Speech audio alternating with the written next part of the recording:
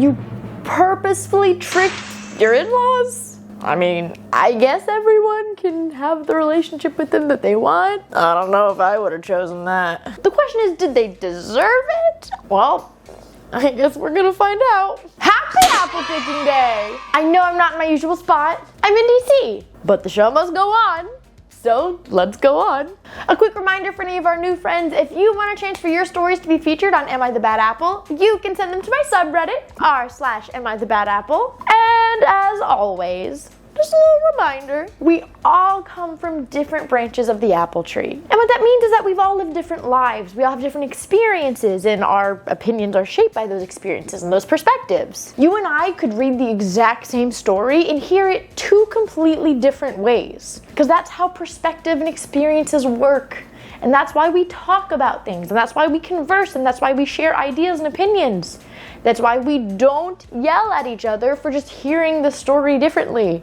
Because we can't help that. We can talk and share our ideas and change each other's minds possibly, but it also doesn't make someone a bad person, if I can't change your mind or if you can't change mine. Even though sometimes you can. It all just depends. We're practicing productive communication. So without further ado, let's get started with this week's episode of Am I the Bad Apple? Let's go apple picking. Apple number 1. Am I the bad apple for telling my little sister I don't want to play with you? I, 19 female, am the oldest of 3 kids. By a lot. My parents are divorced and my dad remarried. My stepmom had to go through 7 years of IVF before finally becoming pregnant with my sister, who's about to turn 7 in late September. A few years later, we were surprised with my brother, who just turned 4 in August. I love my siblings dearly, but it's really hard to establish a strong relationship with them. I live with my mom about 90% of the time since I'm now doing at-home college classes. I also work at a summer camp with my mom that runs Monday through Friday, 7 a.m. to 6 p.m. All of that added up,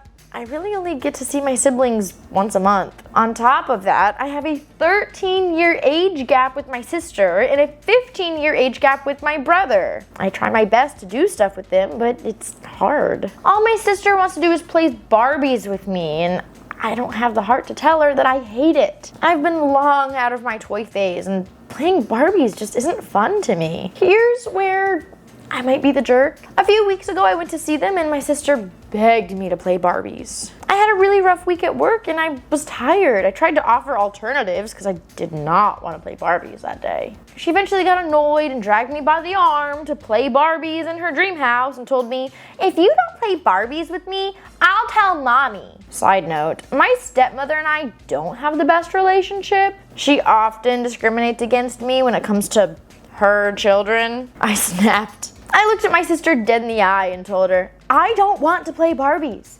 I'm tired from work and I just want to relax, but I haven't been able to because I've been playing with you all day. Maybe I don't want to play with you. I admit I wasn't proud of that outburst, but I was tired of being forced to play with my siblings every second of the day that I'm over there. The main purpose of me going over there is to see my dad, but he just tells me to play with my siblings, and I'm sick of it. My sister started crying and ran to her mom, who grounded me. Technically, she doesn't have legal right in the custody agreement to discipline me, but so I asked Reddit, am I the bad apple for telling my sister I don't want to play with her? Side note, can she ground you if you're 19? I don't have kids, but I feel like if you're a legal adult, scrap the custody agreement. I don't think she can ground you. I don't know how that works. I didn't live at home after 18, so I don't know how that works. Maybe parents can tell me.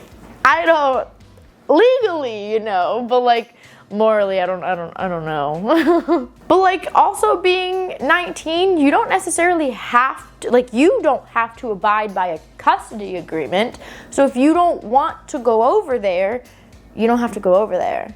If you don't want to go to your dad's house because you don't want to play with your siblings, and the main purpose, like you said, is to see your dad, but he's not spending time with you, you don't have to go. You're not bound by a custody agreement after you're 18 to spend any time with him. Furthermore, are you wrong for telling your sibling you don't want to play with them? I don't think so. She's 6, about to be 7. We all know I don't have kids. But I don't think there's, now like would I have like yelled at her about it? No, but you're 19, you're a sibling, like those things are going to happen. You're not like her parent. Aside from like the yelling aspect of it, because I think that's like what made it rude, because like she's 7, you know, she don't know any better. I don't think there's anything wrong with like telling a child, I don't want to do this, and like establishing this boundary of like, this is not something I want to do right now, I want to do this instead, and like teaching them to respect those boundaries. Like, I don't think there's anything wrong with that. Usually when I agree with a person's actions, or like I agree with the idea but I don't like how they went about it, I usually go crabapple. But I don't even think like what you said was rude enough to push me over into crabapple. Like, again, would I have lashed out in that way? Like, I would have liked to see like a conversation about it instead. But again, in the moment when like emotions are high, when you're frustrated, those things don't always happen. So like, considering that you were tired and frustrated and angry and annoyed and all those things, like, I think considering the circumstances, that's definitely like not the worst thing that you could have said or could have done or anything like that, like not even close. So I'm still going to go good apple. Again, I would like to see like a conversation about, hey, sometimes people want to do other things, and sometimes, you know, if you want to play with someone and they don't want to play with you, like that's okay, and that happens. It might not feel good, but those things happen sometimes, and then you just have to find either something that you both want to do together, or you can go play Barbies by yourself. Like, those end up being the choices. That would have been my best case scenario, but again, you're not her mom. Do I think that you were obligated to teach her that lesson? No, but I'm just saying that, like, I don't think there's anything wrong with explaining to young children, like, sometimes people don't want to do the things that you want to do, and that's okay, and then you can either choose to change what you want to do or do it by yourself, and that's fine. So considering all the circumstances, I'm still gonna go with good apple. Maybe there are some parents that, like, if there's something that I'm missing or that I don't understand, you can sway me to crab apple, but I definitely would not go bad apple here. No. And again, like, I don't think stepmom can really ground you for not wanting to play with your sibling at 19. Like, I just wouldn't go over. Like, if your dad's not going to stick up for you in that aspect, I personally would just stop going over there once a month. Like, it makes no sense. Apple number 2. Am I the bad apple for refusing to give my sister my wife's clothes? My wife was a corporate lawyer and mediator. She had some really nice work clothes, but then she was diagnosed with ovarian cancer and was gone within 2 years. The last 6 months of her life were rough. My sister Sarah didn't do anything for us during that time. And to be honest, my wife never liked her. I don't like my sister. She's so selfish. At my wife's wake, she started asking me about my wife's clothes, and I just brushed her off. Now's not the time or place. She insisted that she wanted to pick out a few pieces to remember my wife by, but I just ignored her. It's been about 6 months, and I have attended my mom's birthday, but I'm still not really in a place to deal with people. Then comes Sarah asking about my wife's clothes. I told her that my wife wanted them to be donated to a women's shelter and that she often volunteered there. It would help women in need with their own court cases, court appointments, and job interviews. My sister responded with, "Wow. Even in death, your wife is selfish." I said, "Excuse me? What do you mean?" She started going off about how my wife always thought that she was better than her and that it's not fair that the clothes are going to charity and not family. I told my sister that I would rather see my wife's clothes lit on fire than on her back. My sister started crying and my mom came over to see what was wrong. My mom told me to be easy on my sister because she was taking my wife's death hard. The insanity that came out of my mother's mouth made me grab my gift and leave. I can't believe their emotional blackmail towards me over clothes that they have no right to. Was I being the bad apple? I think that, okay, I say this as someone who has experienced like death right in front of me and things like that. I think that death brings about a lot of emotions for people in general, and there's like two aspects of it. There's the idea and the grief of losing a person, And then there's also the like emotional reaction to death itself. So I understand that your wife and Sarah did not have a good relationship, but that does not mean that she's not struggling with the death. Not necessarily because she loves her and well, like all those things, but because death can be like a really terrifying and eye-opening concept for people in general. I'm not giving her an excuse to be acting crazy about the clothes, but I'm saying that like it is possible that just death in her life and death in her vicinity is freaking her out. Again, I'm not excusing anything that Sarah is doing or saying, but I am trying to give the benefit of the doubt of like, even if someone isn't close to a person, all of a sudden a person being gone from their life, like death can rattle people even like regardless of their relationship with a person. And I do just want to say that, like I don't want to discredit that experience for anybody. That being said, trying to put like material things into like, oh well, I need these really nice things from this person that I wouldn't have a great relationship with, like that's weird, that's gross, and that's grime. Like to go up to someone at a funeral and ask for things, like ask for the deceased person's nice things, like that's so cringy. I hate that. That's gross behavior. That's really gross.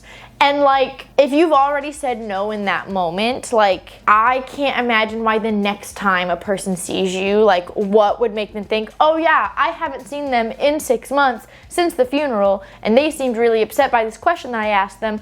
I should definitely ask it again. Like that makes no sense to me. Like Sarah, 1000% out of line. Like that, I don't like it. Furthermore, for the mom to be telling you to give other people like a break because they're struggling with your wife's passing, when they're like bombarding you for her things, that is also really gross to me.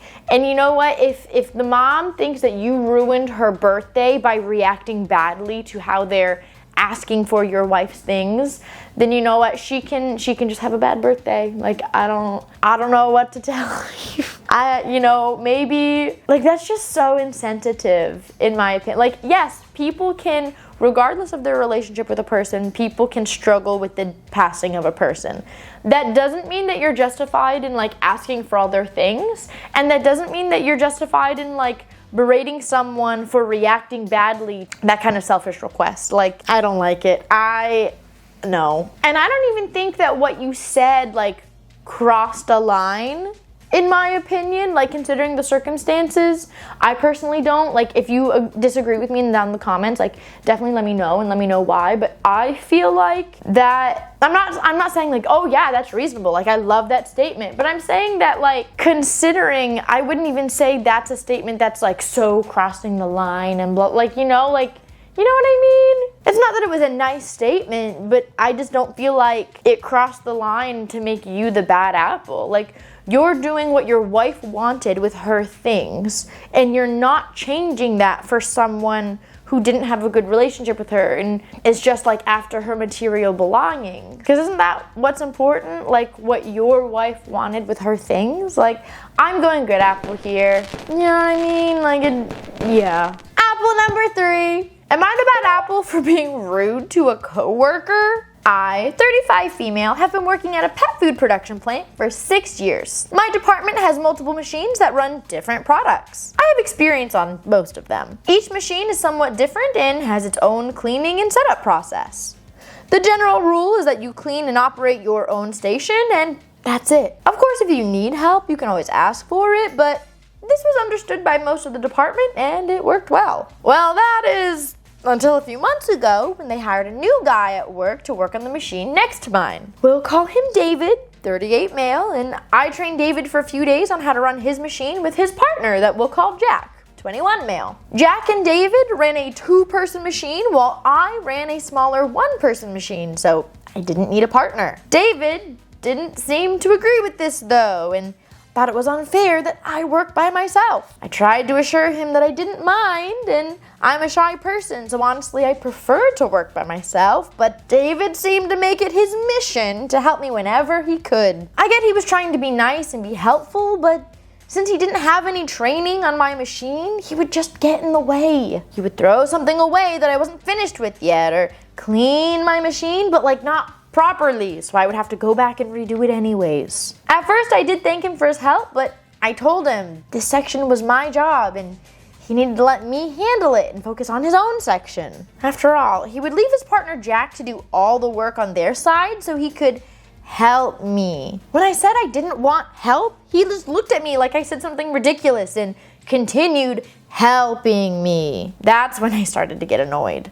I told him, thank you for trying to help, but you don't have training to work on this machine. Please leave it to me. Once again, he ignored me and continued messing around with my equipment, not helping at all. So I stopped thanking him for his help and just continued to remind him that this was my section and his help wasn't needed and just to let me do it. He didn't like this and literally complained to our supervisors about it. They didn't care much for his complaint and told him to leave my section alone and that he didn't have training to be there anyways, which is what I've been saying this whole time. He finally let me start working in peace, but now his attitude is really sour and he calls me ungrateful and rude. I don't think I was rude. I tried my best to be professional and polite, but was I the bad apple? No, you're not. It seems to me that David had a crush and tried to go out of his way to impress you with help, and when it didn't work, he got bitter. Like that literally is exactly what it sounds like. First of all, like, you don't owe him anything. When someone offers to help you, like whether it's actually helpful or not, period. When someone offers help, unless like it's agreed upon before, like there's no strings attached. If someone volunteers to provide extra assistance, they're doing so because like they're being nice, or like at least that's what it should be. Like you don't owe them anything, you didn't agree to anything, you didn't promise anything. Like if someone wants to volunteer to be nice, they need to understand that they're doing it to be nice. Like there's nothing in it, like there's nothing like you're not owed anything after. Second of all, there's nothing wrong with telling someone, I don't want your help. It doesn't make you a bad person for not wanting assistance. It doesn't make you a bad person for not wanting help. It doesn't make you a bad person for wanting to do what you should be doing alone and not with the assistance of other people. Like, it doesn't make you a bad person, period. Next, if someone is trying to insist they want to help you and they're only making things harder for you, you're not obligated to thank them for their help. Like, that doesn't make you rude. It doesn't make you ungrateful. It makes you annoyed that they're making your job more difficult. Whether they had good intentions or not, it doesn't matter. If they're making your job more difficult, they're making your job more difficult. Like, the craziness of him to complain to a supervisor that he's doing things you asked him not to do. Well, I'm trying to be helpful and she's not grateful. Like, your supervisor doesn't care. He cares that you're making the job more difficult. He cares that you're leaving Jack to do all of the two-person work himself. That's what the supervisor cares about. The supervisor doesn't care about your feelings. The supervisor doesn't care that you tried to like woo this girl and it didn't work. They care that you're messing with everybody's job. What? This isn't a rom-com. This is reality. If anything, like, David is the one that's being rude. David is the one that's being ungrateful that you coddled his feelings for so long. There's literally nothing wrong with like rejecting someone's help or rejecting someone's advances or like just wanting to be left alone at work, period.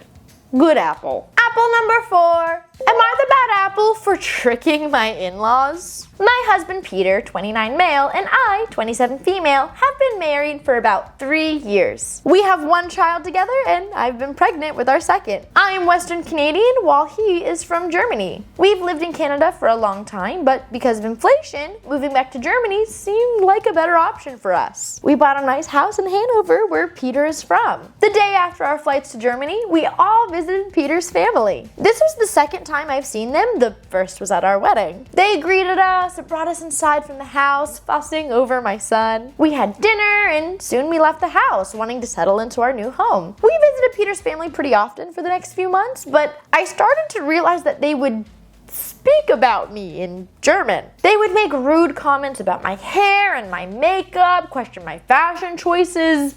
Overall, were just very unkind to me. They also said really mean things about my pregnant belly, which I was very insecure about. I ended up talking to my husband about this, and I told them that I didn't like the way they were treating me. I said that I hated how my every choice was judged, and he said he would talk to them about it. The next time we went to his parents' house, there were no more mean comments. For about 3 months, it was like nothing happened. I gave birth to a perfect baby girl named Lilith, and Peter's family was very upset when they heard the name. If you didn't know, Lilith means ghost or of the night. We didn't pick the name because of its meaning, but because it's a name that every girl in my family has had for many years. My middle name is Lilith, along with my mom's, my grandmother's, even my great-grandmother's. For a while, I didn't visit my in-laws. I didn't want to hear them talk about how I shouldn't have named my daughter Lilith. But yesterday we saw them again. It was my mother-in-law's birthday, and as soon as we showed up, things started to go badly. Everybody wanted to hold Lilith, which made my mother-in-law upset because people weren't paying attention to her, and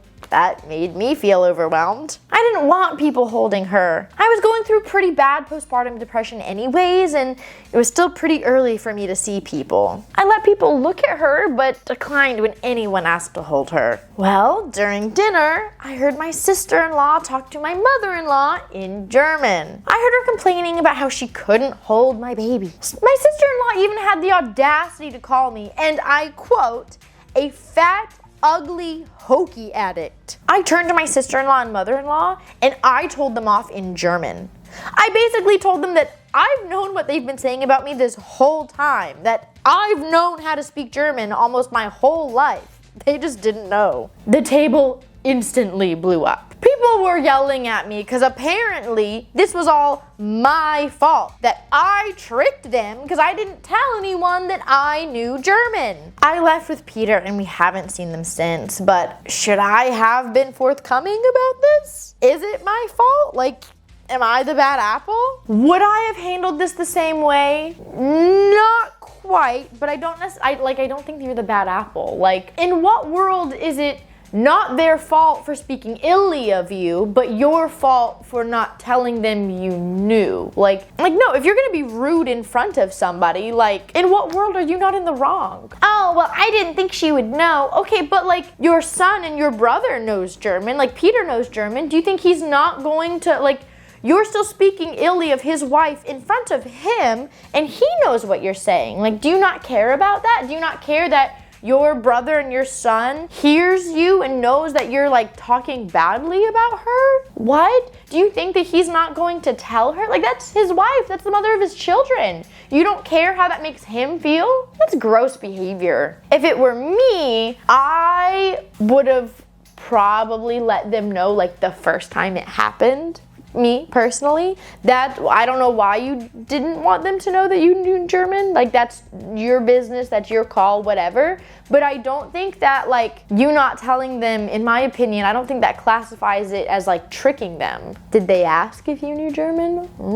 Now, like, if they straight up asked, like, does she know German? And you were like, no, I don't know German. Like, then I might go more crabapple, because like, then you just like lied. And like, then yeah, you gotta trick them. But if you just didn't tell them, like if it never came up, I don't see that as you tricking them. Like, if you're going to speak illy about people, be prepared for them to know what you're saying about them. Like, own that with your chest. If you're gonna be rude and crude and like sneaky and deceitful, just be prepared for that to blow up in your face. And like, if you can't handle that, then maybe don't act that way. And like, not only just being rude, but like mom shaming a recently, like, I don't know, I don't think she would be classified as a new mom at this point, but like, you know what I mean, a mom that just gave birth, is dealing with postpartum depression. Like, it's 2024. We understand that like newborns aren't always gonna be passed around, because one, like, we shouldn't be kissing babies that young and things like that anyways, but two, like, some moms just are not ready for that, and that's okay. That's nothing against them. Like, they're just not ready for it. It's 2024. Like, we should understand this at this point. And this is not new news.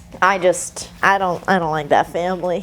Not a fan. And poor Peter. Like, I really love how he like spoke to them and got it to stop for a while. I think that he really needs to put his foot down about like, no, this needs to stop, or like, We're done. For sure, we're done. But I think Peter's been handling it well for them, like, right? Because, like, she told him maybe he didn't know what was happening. As soon as she talked to him and said, hey, this is happening, he talked to them, he got it to stop.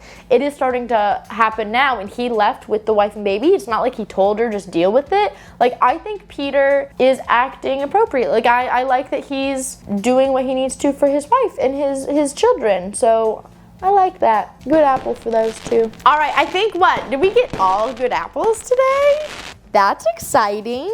Nice little apple pie for our trip in DC. Just a reminder, if you want a chance for your stories to be featured on Am I the Bad Apple, you can send them to my subreddit, r/AmITheBadApple. And today, oh my gosh, do you know what today is? Today is National Swap Ideas Day.